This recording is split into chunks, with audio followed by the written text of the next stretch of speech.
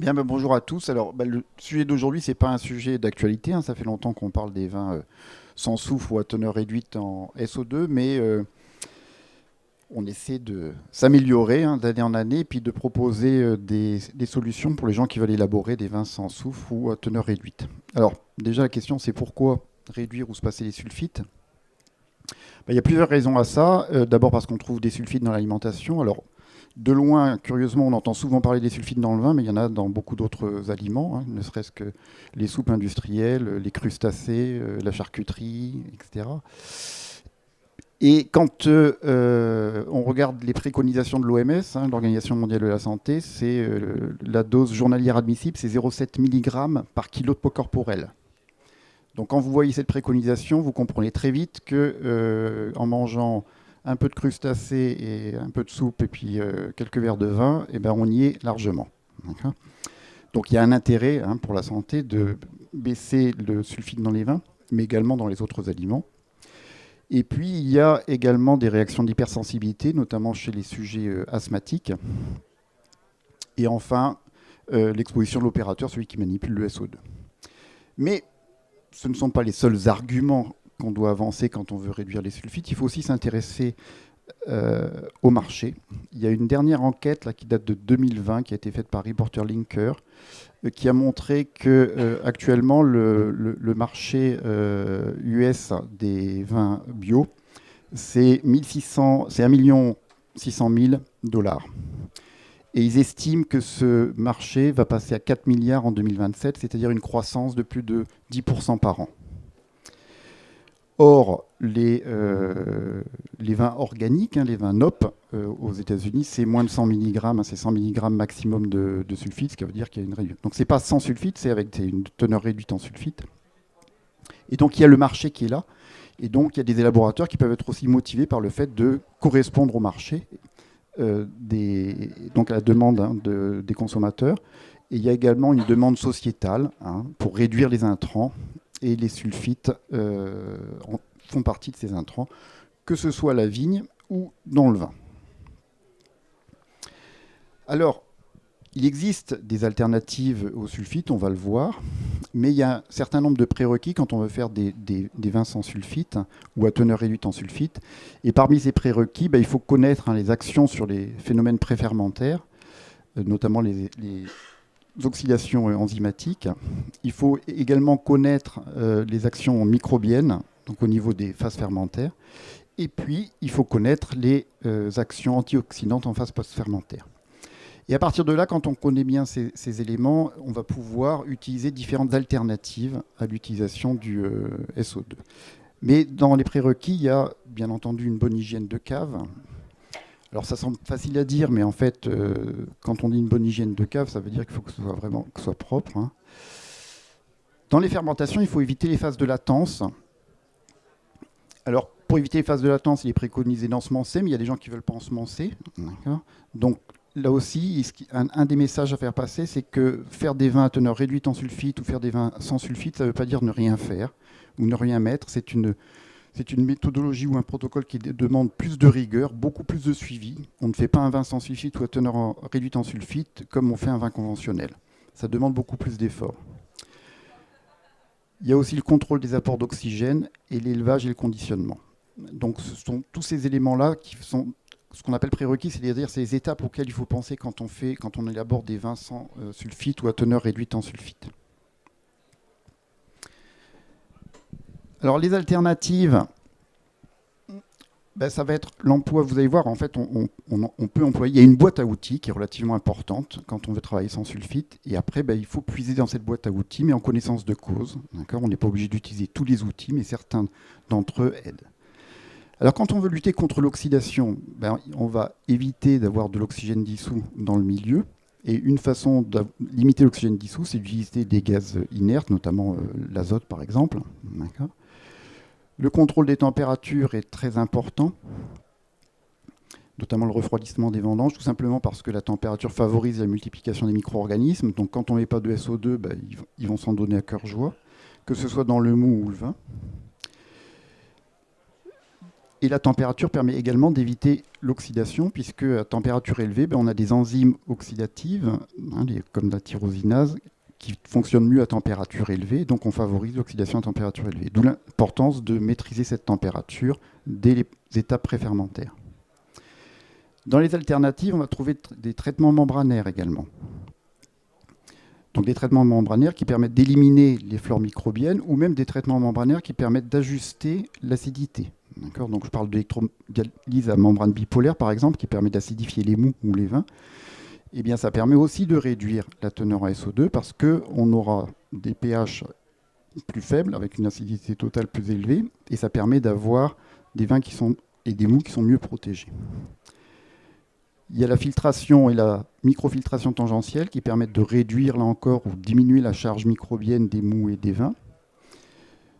Pour ceux qui veulent être ceinture et bretelles, eh bien, il y a la flash pasteurisation qui permet d'éliminer tous les micro-organismes. Après, évidemment, il faut faire attention parce que toutes ces alternatives, on ne peut pas forcément les utiliser quand on est en bio. Puisqu'il y a des pratiques qui sont interdites en bio et qu'on peut utiliser en conventionnel. Donc il faut une oxygénation contrôlée, on le reverra, ou une hyperoxygénation. Alors pourquoi ? Parce que l'hyperoxygénation, c'est une stratégie, ça ne veut pas dire qu'il faille l'utiliser tout le temps, mais c'est une stratégie qui consiste à oxyder tous les substrats qui sont oxydables en mou, de façon à ce qu'il n'y en ait plus en vin. Et à ce moment-là, on obtient des vins qui sont plus stables et pour lesquels on a moins de problèmes d'oxydation. Donc c'est une technique qui a été beaucoup utilisée dans les années 80, notamment en Allemagne. Et puis après, comme les gens utilisaient du SO2, on n'en a pas forcément besoin. Mais les années où on a des raisins altérés comme 2021, c'était une stratégie qui est très adaptée aux vendanges comme on a eu en 2021, parce qu'on avait de la lacase, on avait des vins des mous qui s'oxydaient facilement. Et bien, sur des cépages neutres comme le chardonnay ou l'aligoté dans nos régions, c'est une technique qui marche très bien. On oxyde tout. On a psychologiquement, c'est difficile à voir parce qu'on a un mou qui est marron, foncé. Et on s'est dit jamais on va rattraper ça, mais en fait, si, on le rattrape. Donc c'est une technique qui fonctionne très bien sur des raisins altérés qui n'est pas forcément utilisée à chaque fois. Alors quand on va un peu plus dans le détail, en fait, ce que l'on sait, c'est que les 3 étapes où on rajoute du SO2 dans un itinéraire de vinification, c'est aux étapes préfermentaires, transport de la vendange, traitement de la vendange, pressurage, débourbage. Là, on met du SO2 pour protéger la vendange vis-à-vis de l'oxydation. Donc c'est pour limiter le brunissement, limiter le développement microbien. On peut utiliser du SO2 quand on est en stade fermentaire, notamment en cas d'accident. Une malo qui se déclenche sur une fermentation alcoolique, généralement on l'arrête. Donc il y a des gens qui l'arrêtent par du SO2. Et puis bien entendu au stade post-fermentaire pour stabiliser le vin au cours de l'élevage, pour le stabiliser après pour la conservation, éviter l'oxydation et contrôler les micro-organismes. Et bien à partir de là, quand on voit où on met les SO2, la stratégie consiste à voir qu'est-ce qu'on peut faire pour remplacer le SO2 à chaque étape différente de l'itinéraire technique. Donc au stade préfermentaire, les 2 problèmes, on l'a vu, c'est l'oxydation enzymatique et puis le développement microbien. Donc le développement microbien, il peut être limité par le contrôle thermique. On peut utiliser des gaz inertes. On peut désoxygéner. En Champagne, ils désoxygènent leur mou pour éviter que ça s'oxyde. Ou il y en a qui vont au contraire faire de l'hyperoxygénation, comme je vous l'ai dit tout à l'heure. Et il y a une autre technique dont je vais vous parler en détail après, qui est la bioprotection, qui permet de limiter les problèmes microbiologiques au stade préfermentaire. Au stade fermentaire, si on a un problème de déclenchement de fermentation malolactique, eh bien on peut utiliser du lysozyme, on peut filtrer, on peut également utiliser de la thiamine. Alors pourquoi utiliser de la thiamine ? Tout simplement, c'est que l'idée aussi, quand on veut réduire du SO2, c'est d'avoir un maximum de SO2 libre et avoir de l'actif. Donc pour avoir un maximum de SO2 libre, il faut minimiser les combinaisons du SO2. Et une façon de minimiser les combinaisons du SO2, c'est de limiter la production par les levures de molécules combinantes. Et donc la thiamine permet de réduire ces molécules combinantes et donc d'avoir plus de SO2 libre pour une même quantité de SO2 total. Enfin, en stade post-fermentaire, là encore, on va trouver du lysozyme si on ne veut pas de malo, les contrôles thermiques, la filtration, gaz inerte, flash pasteurisation, acide ascorbique qui permet de réduire les doses de SO2, ou acide sorbique comme antilevurien, et puis mise en bouteille pauvre en oxygène. Donc comme vous le voyez, dans les alternatives qui sont proposées, il y a beaucoup d'outils différents, mais on est obligé de faire quelque chose. On ne peut pas réduire le SO2 ou se passer du SO2 sans rien faire. D'accord ? Sinon, vous allez avoir des problèmes qualitatifs sur les vins. Donc, ces alternatives sont évidemment intéressantes parce qu'elles permettent réellement, et ça fonctionne, ça a été éprouvé. D'accord ? Il y a des gens qui arrivent à faire des vins à teneur réduite en SO2 ou sans SO2 en utilisant ces différents outils. Un outil dont je voudrais vous parler aujourd'hui, c'est la bioprotection. Donc la bioprotection, c'est une stratégie qu'on a étudiée, nous, depuis quelques années et qu'on utilise en phase préfermentaire pour éviter d'avoir à mettre des sulfites. Alors comment ça fonctionne ? En fait, quand on ne fait rien, c'est la flèche d'en haut, vous avez vos micro-organismes qui sont présents dans le milieu, qui se développent. Ces micro-organismes, il y a des micro-organismes qualitatifs, mais il y a aussi évidemment des levures et des bactéries d'altération, que ce soit les bactéries acétiques ou des levures acétigènes qui vont se développer. Quand vous mettez du SO2, eh bien vous limitez le développement des micro-organismes, c'est ce qui est recherché. Et on a de la chance en tant que vigneron et laboratoire de vin, c'est que les levures les plus sensibles au SO2, c'est celles qu'on ne veut pas. Donc c'est des levures acétigènes, des levures d'altération, et du coup, on fait un peu le ménage en mettant du SO2, et on favorise le développement de levures d'intérêt biotechnologique, notamment Saccharomyces cerevisiae. Et la bioprotection consiste à apporter une biomasse, donc on va apporter des levures en quantité suffisante, mais on va apporter des levures qui sont non fermentaires. Donc elles ne vont pas fermenter. Par contre, on va les apporter à une concentration suffisante pour limiter, par compétition, le développement des autres micro-organismes. Alors qu'est-ce qu'on va apporter comme levure ? On apporte des levures qui sont différentes de celles qu'on connaît. Alors, il y a Saccharomyces cerevisiae, que vous connaissez, qui est apporté, mais ça, c'est un cas particulier, c'est les gens de Cognac qui font de la bioprotection avec Saccharomyces cerevisiae, d'accord ? Pour une raison différente, puisque eux, ça fait des années qu'ils n'utilisent aucun SO2 quand ils vinifient leur cépage, tout simplement parce qu'ils distillent après et il ne faut pas de SO2 dans le distillat. Donc ça fait très longtemps que les gens de Cognac vinifient sans soufre, d'accord ? Et eux, ils font de la bioprotection, mais ils font de la bioprotection avec Saccharomyces cerevisiae parce qu'après, ils veulent que derrière, ça fermente. Mais pour la bioprotection plus classique, on utilise des souches non fermentaires comme Mechnicovia, Pichia cuiveri, Cuiveromyces, qui s'appelle maintenant la Chanciata thermotolérance, et qui a un autre intérêt biotechnologique, c'est qu'elle produit de l'acide lactique. Donc ça permet aussi d'améliorer l'acidité d'un vin s'il en a besoin. Et Torulaspora delbrueckii, qui est à mi-chemin entre les autres, puisque c'est une levure qui fermente un petit peu. Et donc on va apporter une certaine biomasse. Alors évidemment, ces levures, elles n'ont pas été choisies au hasard. Elles ont été choisies parce que elles ont, technologiquement, elles n'ont pas de défaut. Elles ne fermentent pas, d'accord ? Et elles ont un rôle protecteur, c'est-à-dire qu'elles sont efficaces pour protéger le mou et éviter le développement des micro-organismes quand on les utilise. Alors à quel moment on les ajoute ? Donc on peut les ajouter à différents moments. Plus on les ajoute tôt, mieux ça fonctionne.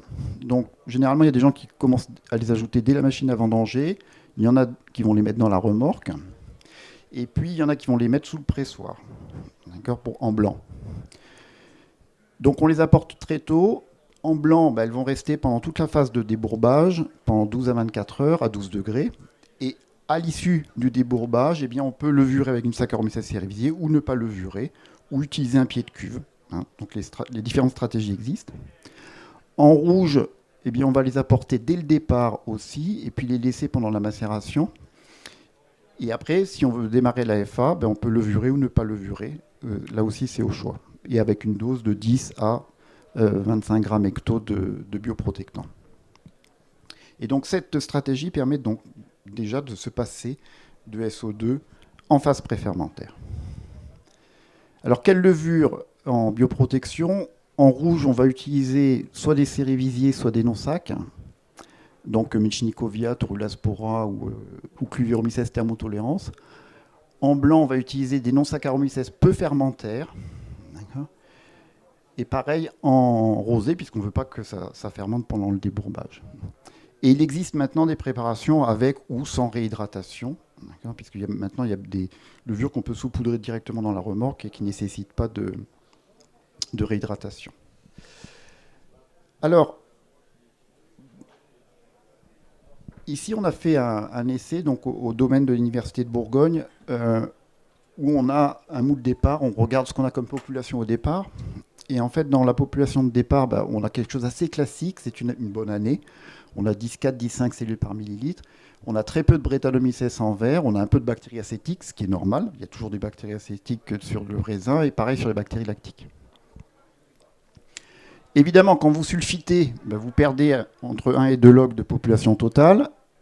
Et puis vous empêchez, vous éliminez les bactéries acétiques. Et puis les Brettanomyces et les bactéries lactiques ne bougent pas. Sur le contrôle où on n'a rien fait, on voit qu'on a un développement de la population, et notamment de Brettanomyces. Les autres restent à peu près normales, mais on a un développement important de Brettanomyces. Et quand on utilise de la bioprotection, eh bien, on n'a pas de développement de Brettanomyces, on reste à un niveau similaire à ce qu'on avait initialement en mou. On baisse un peu en bactéries acétiques, et puis les bactéries lactiques ne bougent pas. Par contre, évidemment, la population augmente puisqu'on a rajouté de la biomasse de façon importante. C'est notre bioprotectant. Et donc cet exemple montre bien que quand on rajoute un bioprotectant, on évite la multiplication des levures qui sont présentes naturellement dans le milieu, et les bactéries aussi d'ailleurs, ça fonctionne. Mais on verra que ça ne marche pas toujours. Il y a des limitations à cette technique de bioprotection. Mais là, dans ce cas de ce millésime, et on fait ça depuis 2016. Et depuis 2016, on n'a eu que des jolis millésimes. Ça a très bien fonctionné. Je vous montrerai les limites que l'on a vues notamment en 2021. Alors, si les gens utilisent une Saccharomyces en bioprotection, c'est cette Saccharomyces cerevisiae qui va ensuite fermenter le jus. Il ne relevure pas. Quand on utilise Torulaspora delbrueckii, c'est une levure qui est semi-fermentaire, c'est-à-dire qu'elle est capable de fermenter. Et donc, il peut y avoir des problèmes de compétition avec ces révisiers, notamment au niveau de l'azote. Donc, c'est pour ça qu'il faut faire attention à l'azote quand on utilise cette souche de bioprotection. Et si on utilise les autres non-Saccharomyces peu fermentaires, l'AFA est souvent déclenchée en rajoutant Saccharomyces cerevisiae derrière. Donc, ça fonctionne... Voilà, comme je vous l'ai dit, plutôt bien. Alors, c'est quoi les limites de la bioprotection maintenant? Eh bien, ça va dépendre beaucoup de la population initiale. Quand on est à 10,4, 10,5 cellules par millilitre en population initiale, la bioprotection fonctionne très bien. En 2021, on rentrait des mous où on était déjà à 10,6, 17 cellules par millilitre, donc des mous qui sont très riches en micro-organismes. Et là, quand vous rajoutez 10 fois moins que ce qui est présent, la bioprotection ne fonctionne pas. Donc, il faut en être conscient. Parce que ça veut dire qu'en fait, on peut se passer du SO2 par la bioprotection sur des années qui sont saines, mais sur des années compliquées, la bioprotection ne marche pas. La température, il faut contrôler la température de façon à limiter le développement de la flore indigène. Parce qu'à ce moment-là, c'est pareil, on reste à un niveau bas de flore indigène et on met un niveau plus élevé de bioprotectant. Et il faut aussi être conscient que la protection est incomplète puisque la bioprotection n'agit que sur les micro-organismes, mais pas sur l'oxydation enzymatique. Donc on remplace l'effet antimicrobien du SO2, mais les levures ajoutées ne remplacent pas l'effet antioxydasique du SO2. Donc c'est pour ça qu'on a regardé quelle autre stratégie on pouvait utiliser en parallèle pour remplacer en mou l'effet antioxydasique du SO2. Alors je ne vous cache pas qu'on a testé sur aligoté chardonnay. Et il y a des années où on n'avait pas d'oxydation en mou, en utilisant la bioprotection, mais il y a des années où le mou cassait, puisqu'il n'y avait pas de SO2, même avec le bioprotectant, le mou cassait. C'est pour ça qu'on a développé d'autres stratégies pour avoir une activité antioxydasique. Donc c'est ce que je vous dis, c'est qu'on a l'activité antimicrobienne, mais on n'a pas l'activité antioxydasique. Donc, pour l'activité antioxydasique, donc on a testé des tanins œnologiques pour voir si ça pouvait compenser. Et on a fait notre essai sur du rosé de pinot noir. Alors pourquoi du rosé? Parce qu'en fait, bon, en Bourgogne, c'est pas un gros problème. En revanche, pour les gens qui font du rosé, travailler sans SO2, c'est un vrai problème parce qu'en fait, ils ont des rosés qui tournent très vite sur des nuances orangées, d'accord? Et c'est pas du tout ce qu'ils veulent. Donc en fait, ils cherchent des solutions pour travailler sans SO2, mais ne pas avoir de nuances orangées sur le rosé. Donc on a testé donc sur une vinification rosée sur pinot noir. Donc on a fait un pressurage direct avec un bioprotectant qui a été mis donc au départ, donc pour l'activité cette fois antimicrobienne. Et puis on a pressé les raisins. Et ensuite, on avait un lot bioprotégé, un lot bioprotégé SO2. Donc là, le SO2, c'était pour voir par rapport à la couleur. Hein. C'était pas pour l'effet antimicrobien. Tout est bioprotégé, mais le SO2, c'était pour la couleur du rosé, pour comparer. Et puis on a mis soit des tanins de Galles, soit des tanins de Quebracho, pour voir un peu ce que ça donnait. Et ensuite, donc voilà, tanins de Quebracho. Après, ça a été, une fois la bioprotection finalisée, on a ensemencé en cérévisier. Et puis après, on a mis en bouteille. On a stocké 15 mois et puis on a regardé le devenir de la couleur. Donc on a analysé la couleur des vins. Et ici, donc, ce que vous voyez, c'est qu'on a le bioprotégé sulfité, donc celui qui correspond à notre contrôle. Ici, on a le bioprotégé où on n'a rien mis, donc où on a une couleur qui est très différente et notamment qui est orangée. Et puis, on a nos fameux modalités avec le tanin de Quebracho et tanin de Galles. Et on voit bien que la modalité avec le tanin de Quebracho se rapproche beaucoup de la modalité bioprotégée sulfitée, ce qui montre que les tanins de Quebracho ont un effet antioxydasique assez efficace, plus efficace que les tanins de Galles. D'accord. Et donc ça veut dire que si on arrive à mettre en même temps la bioprotection et puis les tanins, sur la problématique antioxydasique, ça fonctionne. Voilà, donc ça veut dire qu'on peut arriver à protéger de la couleur en phase préfermentaire, en tout cas en utilisant de la bioprotection avec des tanins. Donc, s'agissant de la bioprotection, donc elle limite le développement des fleurs indigènes, voilà, dans certaines conditions, on l'a vu.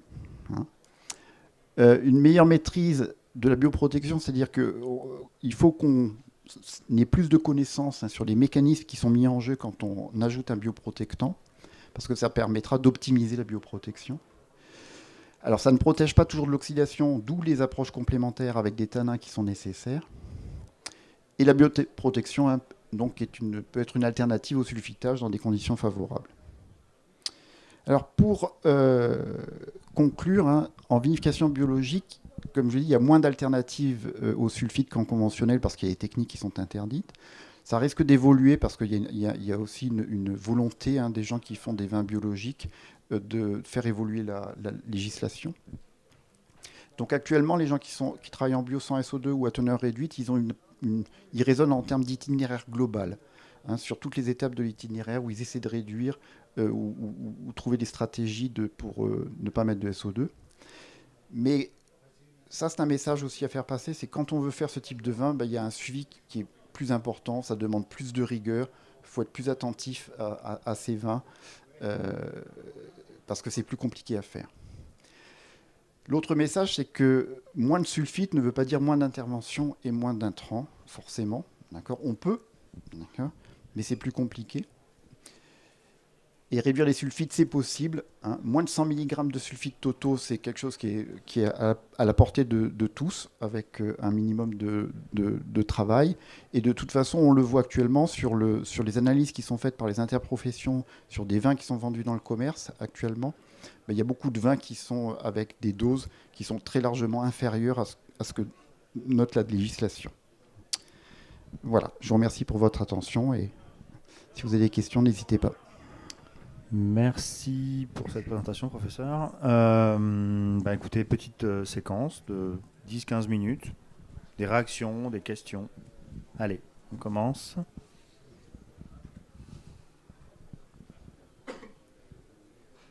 Est-ce que la bioprotection en poudre fonctionne autant qu'une bioprotection réhydratée au niveau de la vendange? Alors, en fait, vous n'avez pas beaucoup de poudre. Je crois qu'il y a un ou deux sur le marché actuellement de poudre qui sont vendus, mais les essais qui ont été conduits en poudre, ça marche aussi bien, ouais. Sans réhydratation qu'avec réhydratation. Par contre, vous n'avez pas le choix de la souche, parce que je crois qu'il n'y en a qu'une souche qui est non ré... Et c'est laquelle? Alors, il me semble que c'est une Torula spora, mais à vérifier. D'accord. Merci. Autre questionnement, réaction?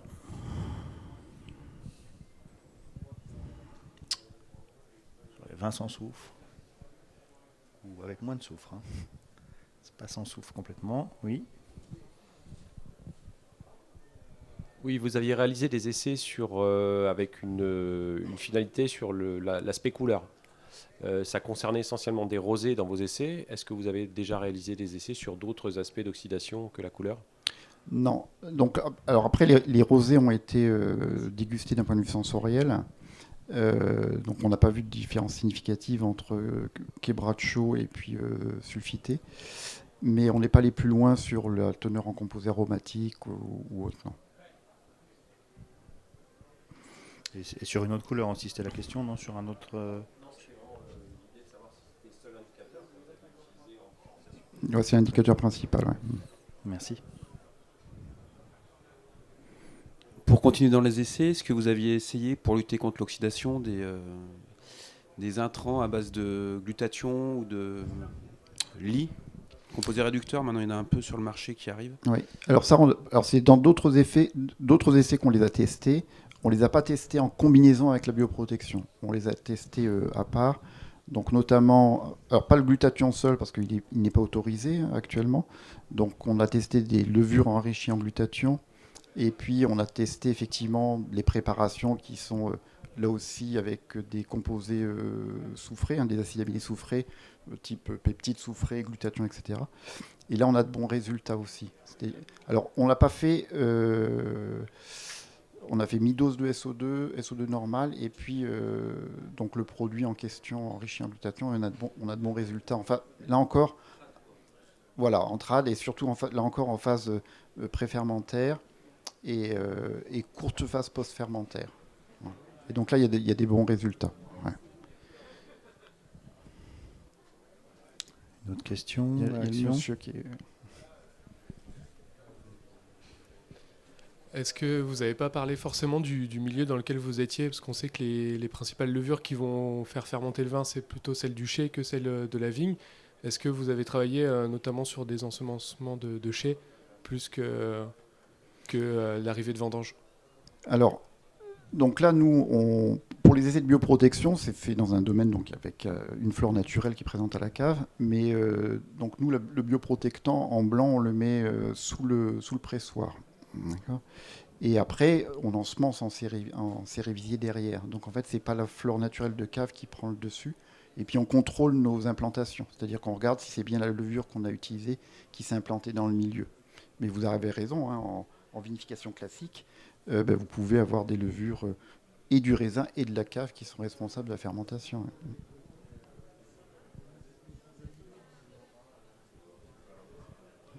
Question, réaction?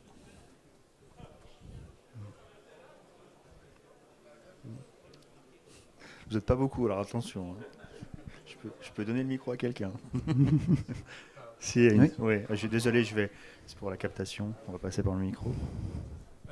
Plus par rapport au Brettanomyces, est-ce que vous avez déjà sélectionné quelques levures de Brettanomyces qui pourraient être intéressantes? Parce que, je sais pas, on pointe souvent du doigt les Brettanomyces à dire que c'est un défaut, mais il en existe des milliards, des millions, je ne sais pas combien il en existe, mais est-ce qu'il y a quelque chose aussi à travailler là-dessus, vu qu'on voit qu'elles peuvent augmenter, et se dire qu'elles ne sont pas forcément mauvaises et qu'on pourrait travailler en collaboration plutôt avec elles que forcément de vouloir les éliminer, quoi. Alors c'est effectivement une idée qu'on a eue, c'est-à-dire de sélectionner une Brettanomyces qui produise peu de phénol volatile. Donc des Brettanomyces qui n'en produisent pas du tout, on n'en connaît pas, quels que soient les centres qui ont travaillé dessus. Par contre, des Brettanomyces qui produisent peu de phénol volatile, il en existe. Et donc l'idée, c'était de faire de la bioprotection avec une Brettanomyces qui produise peu de phénol volatile pour qu'elle prenne la place, cette fois, en élevage, et pour éviter d'utiliser du SO2 en élevage. Maintenant, le défi qu'on a, c'est d'arriver à dire à un vigneron, mettez des Brettanomyces dans votre fût pour le protéger de l'élevage. Et là, je pense qu'on a du boulot, là. D'accord. On aura une intervention sociologique après. Voilà. Ouais, Donc, ça sera de la mais socio. effectivement, ça pourrait marcher. Mais on l'a pas testé. Mais ça pourrait, je pense que ça pourrait marcher. Ouais. Belle question, effectivement. Vous arriveriez à sélectionner Oui, ça, on en a. Des Brettanomyces qui produisent peu de phénol volatile, on en a. Et ça pourrait même apporter de la complexité au vin, parce que du coup, avec peu de phénol volatile, on est sur des notes de cuir, et donc du coup, ça peut être agréable. Mais par contre, après, il faut le tester, voir si ça fonctionne, et puis convaincre les gens que ça puisse marcher. Mais déjà dire aux gens qu'on va faire rentrer une Brettanomyces dans la cave, et puis en plus on veut la mettre dans leur fût, c'est pas, Oui. voilà, c'est pas Je gagné. reviens aux interventions. Je me permets qu'on a eu hier, on a eu une intervention de Sandrine Rousseau, pareil, de l'UIVV, dans son intervention, elle expliquait les Brettanomyces et entre autres la moyen de lutte. Donc effectivement, si d'un côté il y a moyen de lutte et promotion, ça va être compliqué. Questions, remarques? N'hésitez pas, hein. Vous avez la chance, en direct. Petit comité. Une fois.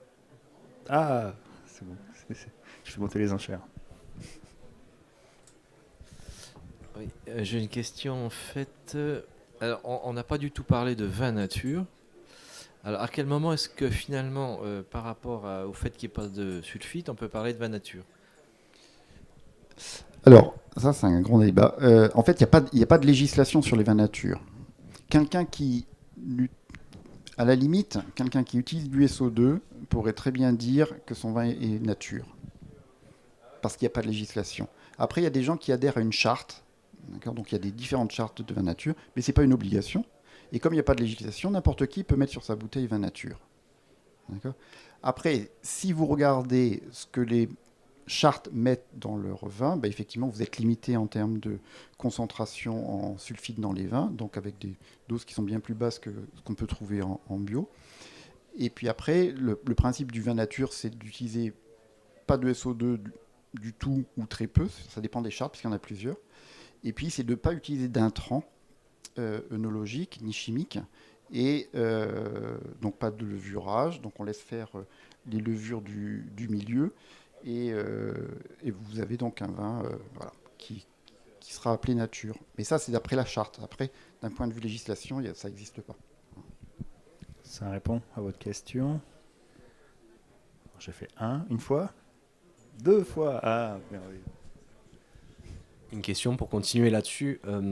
En moyen en alternative pour l'élevage, vous avez parlé de gaz inerte.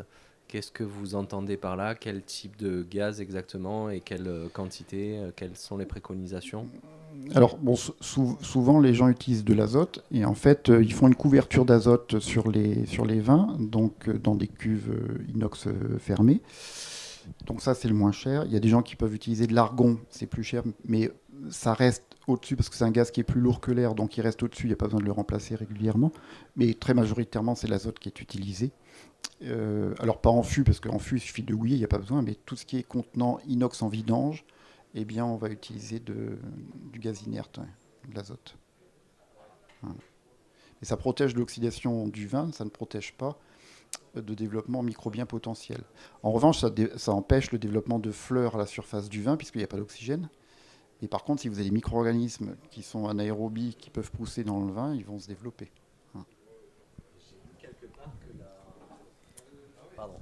J'ai lu quelque part que le CO2 dissous pouvait être un indicateur en fait, et un bon indicateur pour produire du vin sans sulfite.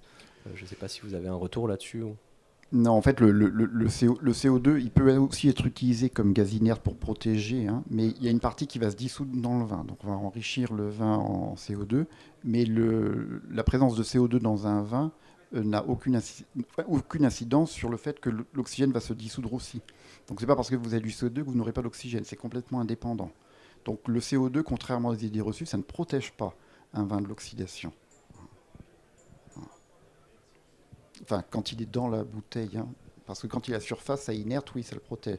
Mais ça n'empêche pas les phénomènes d'oxydation dans le vin quand on rajoute du CO2. Quand on ajuste par exemple à 600 ou 800 mg de CO2 dans un vin, ça ne va pas protéger. Si vous avez 6 mg d'oxygène, ça ne va pas protéger votre vin. Voilà.